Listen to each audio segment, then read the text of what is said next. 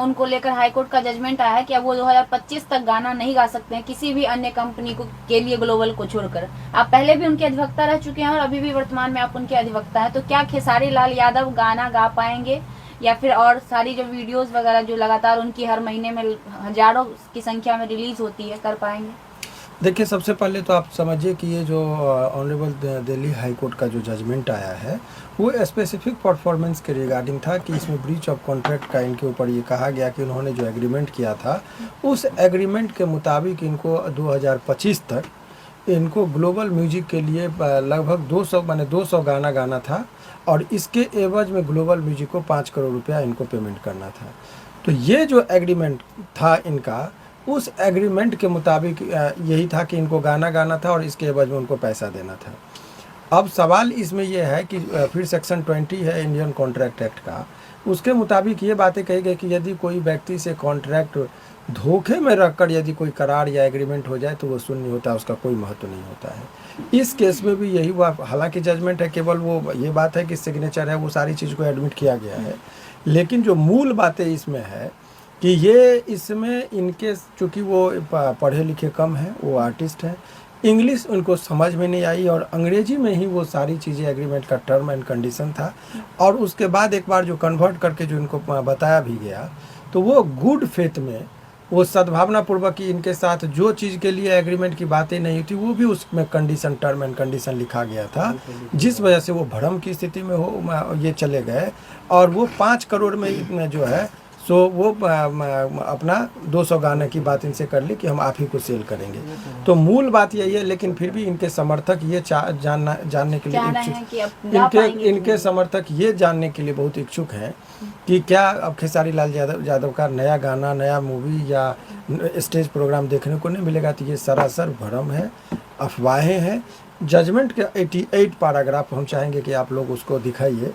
88 paragraph में जो है सो स्पष्ट तरीके से हाई कोर्ट ने कहा है कि वो खेसारी लाल यादव गाना गा सकते हैं, इस पर कहीं कोई रोक नहीं है, स्टेज परफॉर्मेंस भी कर सकते हैं, इस पर कहीं कोई रोक नहीं है। रोक केवल इस बात का है कि यदि वो जो भी वो म्यूजिक है या जो भी चीज़ है वो सेल करने के लिए जब बात आएगी तो उनको केवल ग्लोबल म्यूजिक को ही करना है। तो ये व्यक्तिगत उनके जो प्रशंसक हैं उनको देखिए यहाँ पर कहा था, ये जब आप पढ़ेंगे मैं चाहूँगा कि इनको आप ये जो 88 पैराग्राफ है उसका जिस्ट है, इसमें टोटल जजमेंट का सारा बात लिखा हुआ है, जिसमें स्पष्ट तरीके से कहा गया है it is clarified that the respondent number 1 जो है और 6 can continue act, sing, dance in Bhojpuri film industry as well as on the national TV channel, social media platform and on stage, but he can't sell his new songs to distributor musical जो है except to the third parties. मतलब यही बात हुआ कि ये dancing, national news channel सब पर काम कर सकते हैं, एल्बम बना सकते हैं, स्टेज प्रोग्राम कर सकते हैं, बेचने की जब बारी आएगी तो वो थर्ड किसी को नहीं दे सकते, यानी कि ग्लोबल म्यूजिक जो है उसी के माध्यम से कहेंगे। तो ये व्यक्तिगत तौर पर आर्थिक रूप से क्षति इनको हो सकती है। इसका व्यवहारिक पक्ष ये समझिए, कोई बहुत अच्छा गाना गा दिए, बहुत हिट होने वाला होता है तो बहुत सारी कंपनी उसको खरीदना चाहती है कि मैं उसको रिलीज करूँगा। तो जब इसमें ग्राहक जब सीमित हो जाएगा तो जो जितना मूल्य मिलना चाहिए वो नहीं मिलेगा, यानी कि आर्थिक क्षति इसकी इनकी हो सकती है खेसारी लाल यादव जी की। लेकिन और जो कहिएगा कि अन्य चीज़ पर की रोक है तो ये सरासर गलत है, ये अफवाहें फैलाई जा रही है, क्योंकि वो भोजपुरी के बहुत स्थापित कलाकार हैं, इसमें कहीं कोई दोहराई नहीं है। तो वो गाना भी गा सकते हैं, स्टेज प्रोग्राम भी कर सकते हैं, उसमें कहीं कोई बेचने की बारी आएगी जब कभी भी तो वो जो है तो चला जाएगा ग्लोबल म्यूजिक। यही कहानी। ग्लोबल म्यूजिक जैक्सन अगर उनके गाने को बेचेगा तो वो सारे पैसे का हकदार ग्लोबल म्यूजिक जैक्सन होगा या खेसारी लाल यादव? देखिए, वो कॉन्ट्रैक्ट के मुताबिक उनको 5 करोड़ रुपया इनको देना था, जिसमें 30 लाख रुपया at the time of the signing off the agreement था, फिर 1.5 करोड़ रुपया बाद में था, फिर जो 3 करोड़ के आसपास पैसा था वो टर्म में बना हुआ था। तो दोनों तरफ से सबसे पहले बात समझिए कि ये इस चीज़ के माध्यम से ये लोगों को समझिए कि कोई भी एग्रीमेंट पेपर आप दस्तखत करते हैं तो देखिए पहले है विश्वास, उसके बाद टर्म होता है घात। तो विश्वासघात में लोग पहले विश्वास करता है, उसी के साथ घात होता है। इसीलिए जब कभी भी कोई एग्रीमेंट वगैरह दस्तखत कीजिए तो आप पहले पढ़ लीजिए या लीगल एक्सपर्ट से आप उसको पढ़वा लीजिए। आप यदि कोई चीज़ आप साइन कर देते हैं तो कोर्ट के पास तो वही कागज़ आता है कि आपका दस्तखत है, आप का है या नहीं, इंटरनल क्या मटेरियल उसमें है, कंटेंट्स क्या लिखा गया है, उनको वो समझ नहीं पाए और उन्होंने दस्तखत कर दिया। इसमें कि ये गलत हमारे साथ थोड़े कर सकते हैं, यही चीज़ है। लेकिन इनको चूँकि वो इंग्लिश में लिखा हुआ था, उस सारे टर्म को समझ नहीं पाए, जिस वजह से उनसे धोखे में रखकर उनसे दस्तखत करा लिया गया। अब इस चीज़ को अब इनके पास विकल्प जो है अपील में जाने का, वो जा रहे हैं, तब वो क्या होगा। लेकिन फिलहाल इनके गाने और सिनेमा बनाने पर कहीं कोई रोक नहीं है, ये एक अफवाह फैला जा रही जो गलत है। आप उनके पैसा का रहा बात, तो पैसा का हो रहा है कि 5 करोड़ खेसारी लाल यादव को पैसा दे दिया गया है, लेकिन खेसारी लाल यादव आते हैं लाइव इंस्टाग्राम पर और बोलते हैं कि मुझे पैसा नहीं मिला है 5 करोड़। ये जजमेंट में ही आप पढ़ेंगे, शुरुआती दौर में ही लिखा है एग्रीमेंट का जो टर्म है कि कैसे कैसे करके इनको पैसा देना था, तो वो एग्रीमेंट से ही और जजमेंट में ही इस बात को आ गया कि पैसा फुल पेमेंट इनको नहीं हुआ है। 88 पैराग्राफ में भी है कि इनको पैसा भी देना है। इनको बोला गया कि आप गाना गाइए और ये आपको जो रेस्ट आपका पैसा वो देंगे। तो ये पैसा का बात में ये सब कहीं कोई मीडिया वाले अपने मन से चला रहे हैं तो अलग मामला है।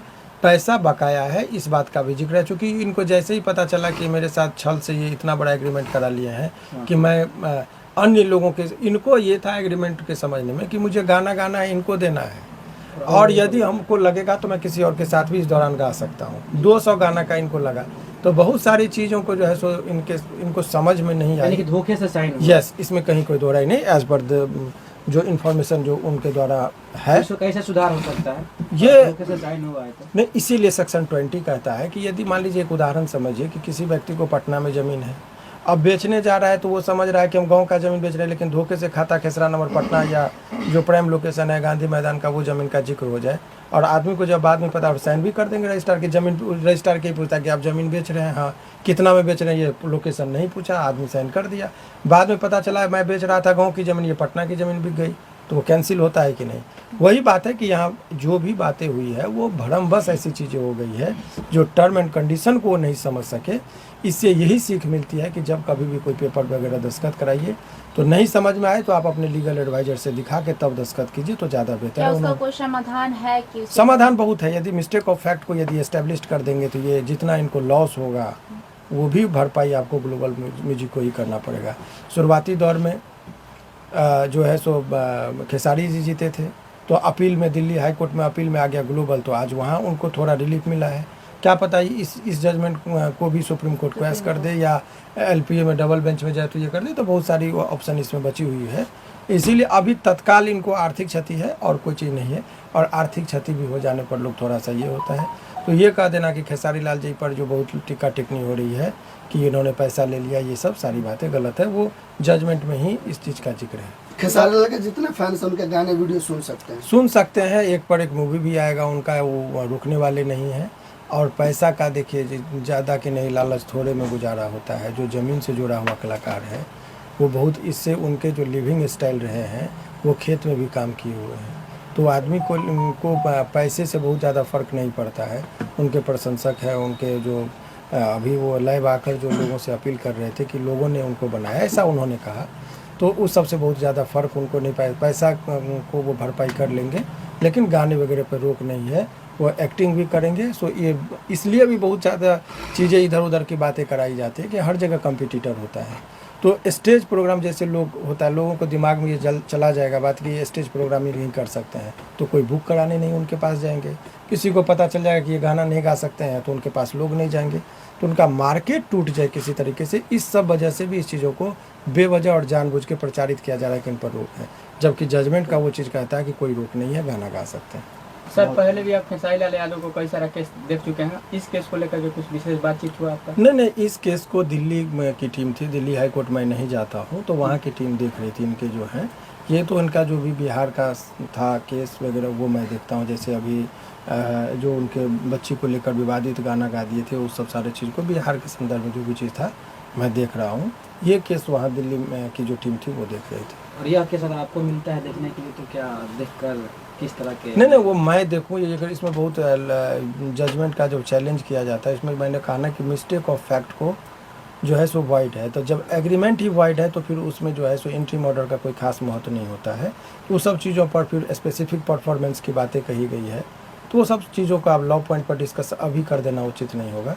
वो केस की बातें जब कोर्ट में की जाती है पहले तो ज़्यादा बेहतर। सर 30 सितंबर 2025 से पहले Khesari Lal Yadav global music production के अलावा किसी और कंपनी में गाना देना चाहते हैं? ये वो जजमेंट आ जाने के बाद वो दे सकते हैं। अभी जो चैलेंज कर रहे हैं और बहुत जल्दी इनके पक्ष में फिर से आने की संभावना है और ये न्यायपालिका पर इनको पूरा भरोसा है, बहुत जल्दी इनको उम्मीद है कि न्याय इनको मिलेगा।